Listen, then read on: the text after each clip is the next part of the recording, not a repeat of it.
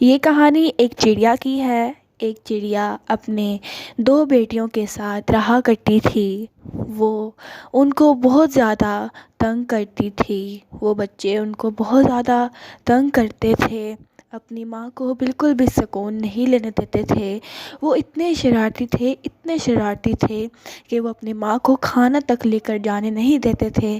ان کی ماں بہت زیادہ پریشان رہتی تھی اس وجہ سے، اور وہ اپنا کھانا بھی نہ لاتی تھی اور اپنے بچوں کی ہر وقت دیکھ بھال کرتی تھی اور اپنے گھونسلے میں ہی رہتی تھی، کیونکہ ابھی اس کے بچے چھوٹے تھے تو وہ اڑ نہیں سکتے تھے۔ اس وجہ سے وہ ان کی دیکھ بھال کرتی تھی کہ کہیں وہ نیچے نہ گر جائیں۔ ایک دن اس نے کہا، تم لوگ مجھے کتنا تنگ کرتے ہو۔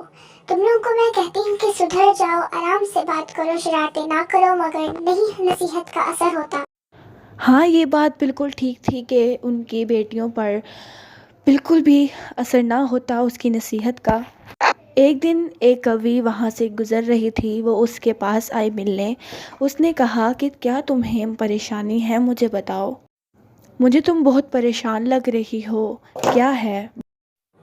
ہاں تم بالکل ٹھیک کہہ رہی ہو، میں بہت زیادہ پریشان ہوں۔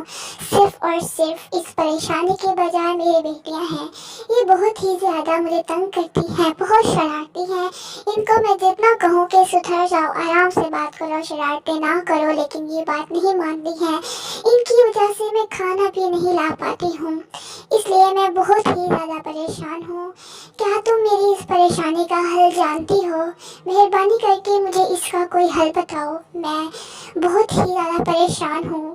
اگر یہ چھوٹی ہیں، یہ نیچے نہ گر جائیں، اس وجہ سے میں اپنا سارا دن گھونسلے میں گزارتی ہوں، نصیحتیں کرتی ہوں ان کو کہ شرارتیں نہ کرے، مگر یہ باز نہیں آتی ہیں۔ ہاں میرے پاس ایک حل ہے۔ تم ایک کام کیوں نہیں کرتی، اپنے درخت کے سامنے ایک جھولا لگا دو، اور اس کے بعد وہ اس میں جھولتی رہیں گی اور تم چلی جانا آرام سے کھانا لینے کے لیے۔ اس طرح یہ اپنی شرارتوں سے بھی باز رہیں گی اور جھولے میں کوئی بھی ہل بھی نہیں سکتی اور آرام سے جھولے لیتی رہیں گی۔ کیا یہ آئیڈیا میرا ٹھیک ہے؟ ارے واہ، تم بہت اچھی ہو، تم میری سب سے اچھی دوست ہو۔ شکریہ، بہت بہت شکریہ اس چیز کا، میں تم سے بہت متاثر ہوئی ہوں۔ اب میں یہی کیا کروں گی، تم بالکل فکر نہ کرو، اب میں یہی کام کروں گی۔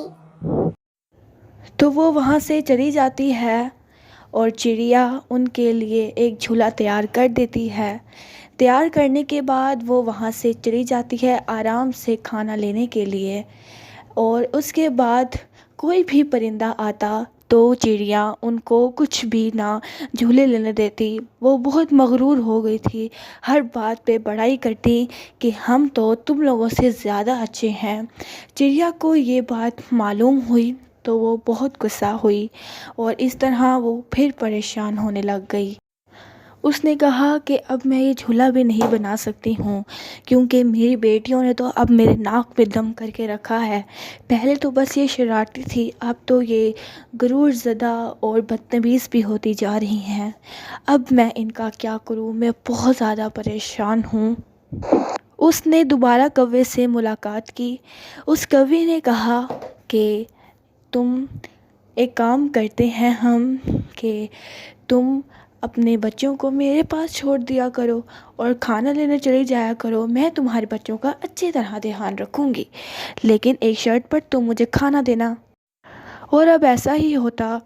چڑیا کی بیٹیوں کو کوی سنبھالتی اور چڑیا مطمئن ہو کر کھانا لینے جاتی۔ یہ بہت دنوں تک چلتا رہا، ہر روز ایسا ہی ہوتا۔ چڑیا آدھا کھانا خود لیتی اور آدھا کوی کو دیتی، اور کوی اس کے بیٹیوں کی دیکھ بھال کر رہی تھی۔ اب کھانا بھی چڑیا کو زیادہ نہ ملتا تھا، بٹ پھر بھی کوی ان کے بچوں کی دیکھ بھال کر رہی تھی۔ وہ ان کے روز روز کے شرارتوں سے تنگ آ گئی تھی۔ وہ اپنی ماں کی تو باتیں مانتے نہیں تھے، کوی کی بھی نہیں مانتے تھے۔